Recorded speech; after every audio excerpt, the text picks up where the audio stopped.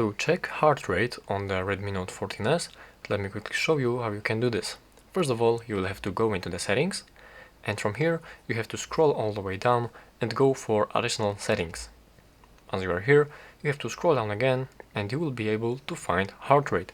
So let's simply go in there, and here what you have to do, like you will measure the heart rate with using the fingerprint sensor, and here is the description. Blood flows to your fingers with every heartbeat, and the bright light in the fingerprint scanner area under the screen allows us to track the changes in your blood flow.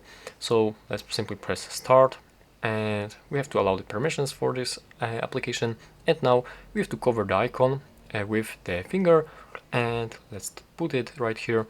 And here the measurement takes like around 15 seconds, and during this heart rate measurement, I recommend you to actually stand still, don't talk, and wait for it to complete. And this will give you the most accurate results right here.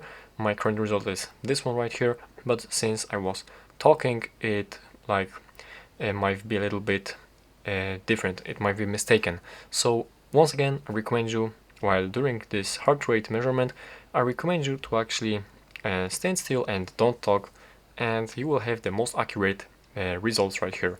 And that's how you can do this.